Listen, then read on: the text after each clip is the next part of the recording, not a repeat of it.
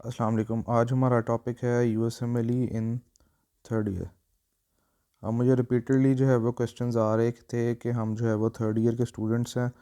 और हम जो है वो एमएलई की जो है वो स्टेप वन की जो है वो तैयारी करना चाह रहे हैं।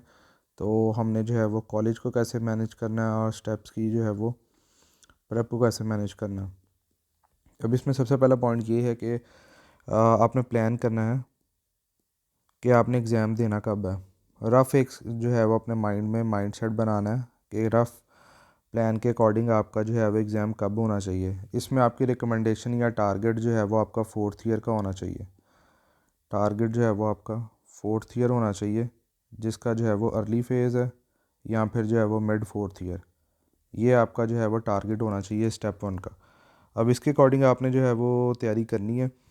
और अब आपने जो है वो दूसरा इंपॉर्टेंट फैक्टर जो है वो कंसिडर करना है कि जो थर्ड ईयर है वो एक इम्पॉर्टेंट ईयर है सिलेबस के हवाले से भी, और आगे फर्दर जो है वो आपके ईयर्स की बेस लाइन भी बनाता है। अब आप थर्ड ईयर में जो है वो फर्स्ट टाइम जो है वो आप फार्मा पढ़ रहे हैं,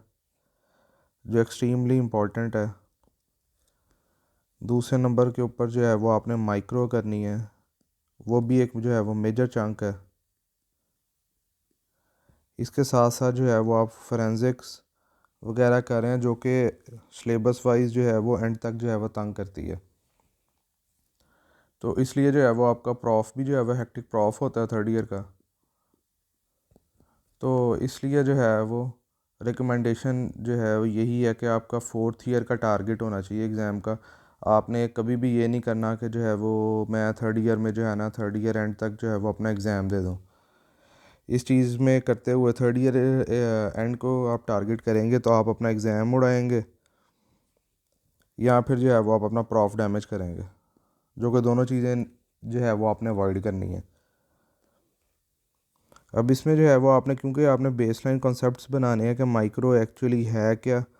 और आपकी फार्मा एक्चुअली क्या है, फार्मा पैथो भी,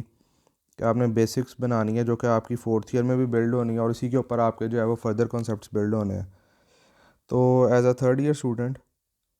आप सिंपली जो है वो आपने ये करना है कि जब आपको कॉलेज में जो है वो आपके पार्टिकुलरली माइक्रो के लेक्चर्स हों, ठीक है, जो जो आपकी जो है वो पहले तो लेवेंसन के जो फर्स्ट 12 चैप्टर्स हैं रफली लेवेंसन से, वो आपने अच्छी तरह जो है वो कवर करने हैं, क्योंकि उसी ने आपकी जो है वो बेस लाइन बनानी है, जिसके ऊपर जो है वो बाद में आपने स्केचिंग माइक्रो देख के जो है वो अपनी माइक्रो जो है वो पक्की करनी है। अब जब आपको कॉलेज में जो है वो लेवेंसन के पहले 12 चैप्टर्स कर लें, आपकी बेस लाइन बन जाए, उसके बाद जो है जो बैक्टीरिया आप जो है वो कॉलेज में कवर करें या जो वायरस पढ़ें या पैरासाइट पढ़ें, उसकी आपने जो है वो स्केची की वीडियोस देखते जाना है साथ साथ। ये आपका जो है वो माइक्रो यहीं से तैयार होती जाएगी। इसी तरह जब आपने फार्मा करनी है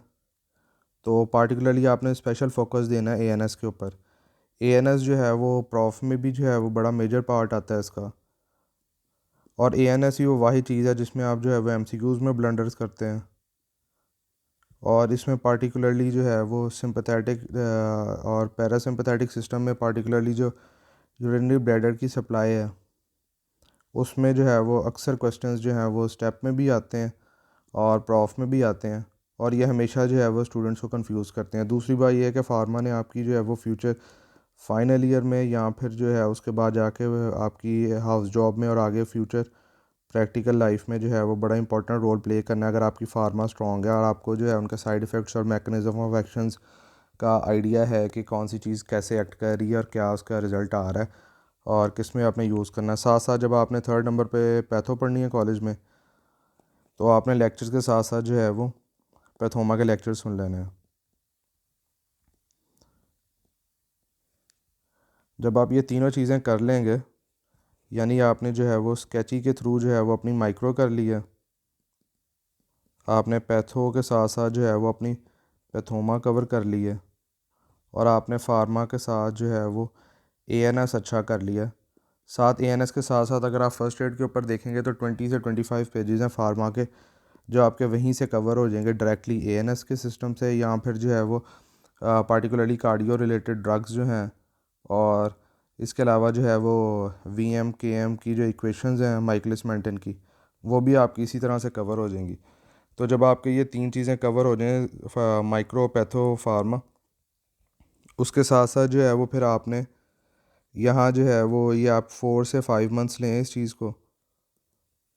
और उसके बाद जो है वो आप अपने प्रॉफ की तैयारी के ऊपर स्विच कर जाएं।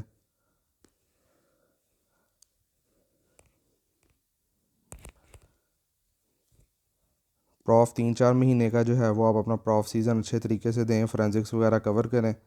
और उसके बाद जब आपका 4th ईयर स्टार्ट हो जाए तो फिर जो है वो आप बाकी जो है वो फ़र्स्ट एड जो है वो करें कंप्लीट अपनी, और उसके बाद जो है वो यू वर्ल्ड और फिर आगे मूव कर जाएं। साथ आपने एडिशनली ये करना है कि जब आप जो है वो अपनी माइक्रो, फार्म और पैथो के ऊपर फोकस कर रहे हैं, साथ आपने ये करना है कि एटलीस्ट जो आपके बेसिक सब्जेक्ट्स हैं जिसमें आप जो है वो अपनी एटलीस्ट बायोकेम और एनाटमी का पोर्शन जो है वो मस्कुलोस्केलेटल सिस्टम का, और बाकी सेक्शंस जो पॉसिबल सेक्शंस जो हैं वो आप फर्स्ट एड से और बीएनबी से कर सकते हैं, इन एडिशन टू जो ऊपर वाले मैंने टॉपिक्स बताए हैं आपके सब्जेक्ट वाइज, वो जितने आपसे पॉसिबल हों डिपेंडिंग अपॉन कि आपको कॉलेज की जो है वो टाइम की रिक्वायरमेंट्स क्या हैं, अटेंडेंस की रिक्वायरमेंट्स क्या हैं, और आपके किस हद तक जो है वो कॉलेज के एग्ज़ाम्स वगैरह हैं, उनके साथ जो है वो आप 5 से 7 महीने में मैनेज करें जितनी ज़्यादा आपसे फ़र्स्ट एड कवर होती है।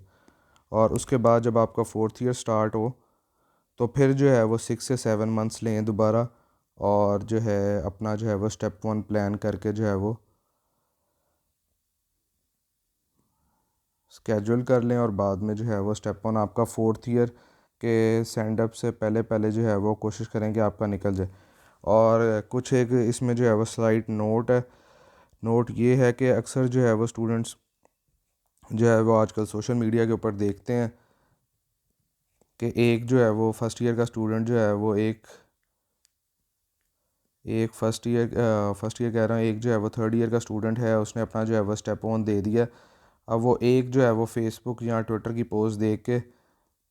200-400 जो है वो स्टूडेंट उसके पीछे लग जाता है कि नहीं जी हमने भी जो है वो 3rd ईयर के एंड के ऊपर देना है, और हमने जो है वो 3rd ईयर से जो है ना अगर हमने अपना स्टेप 1 जो है वो लेट कर दिया तो हमारा जी मैच नहीं होगा, हमारे जो है वो और इश्यूज़ बन जाएंगे, ठीक है, नो मैच या फिर इश्यूज़ बन जाएंगे। तो आपने ये रियलाइज़ करना है कि 3rd ईयर में जो है वो आपकी बेस लाइन इतनी एग्जिस्ट ही नहीं करती। 3rd ईयर में ना आपने जो अभी तक फार्मा पढ़ी है अच्छे से, ना आपने पैथ पढ़ी है, और ना आपको जो है वो माइक्रो का इतना आइडिया, और जो है वो स्टेप एग्ज़ाम जो है वो देने जाना जो है एक रिस्की सिचुएशन है, उसमें आपकी बेस लाइन ही नॉलेज एग्जिस्ट नहीं करता कि आप जो है वो एग्ज़ाम दें। तो इसलिए जो है वो पीयर प्रेशर में नहीं आना, ना जो है वो आपने ट्विटर और फेसबुक की पोस्ट के ऊपर जाना कि जी फ़लाँ वो 1 in जो है वो 100 स्टूडेंट्स जो एमएलई के लिए अप्लाई करते हैं वो हाँ एग्जिस्ट करते हैं कि जो है वो 3rd ईयर में ही प्लान करके दे देते हैं, लेकिन वो स्टूडेंट्स होते हैं जिनका जो है वो एक तो एक्स्ट्रा ऑर्डिनरी होते हैं, या फिर जो है वो अच्छे खासे हार्ड वर्किंग होते हैं और काफ़ी देर से काम कर रहे होते हैं, यानी वो फर्स्ट ईयर सेकंड ईयर में ही अपनी जो है उन्होंने अपनी बायोकेम और एनाटमी और फिजियोलॉजी जो है वो अच्छी खासी स्ट्रॉन्ग की होती है। तो इसलिए आपने जो है वो डिसीजंस लेने हैं जो आपके करियर के लिए इम्पोर्टेंट हैं और आपके फ्यूचर के लिए इम्पोर्टेंट है। आपने 2-4 महीने की जल्दी करने के चक्कर में जो है वो अपना फ्यूचर रिस्क पे नहीं लाना कि मैं पीछे रह गया हूँ या मेरे साथ ये ना हो जाए, क्योंकि देखें आपका एंड गोल जो है वो आपका एंड गोल जो है वो मैच करना है। आप बेशक 1 साल ज़्यादा लगाएं या बेशक अपने पीयर से 2 साल ज़्यादा लगाएं, ठीक है, 2 साल आपको ज़्यादा लग जाए, 3 साल ज़्यादा लग जाएं, वो मैटर ही नहीं करता।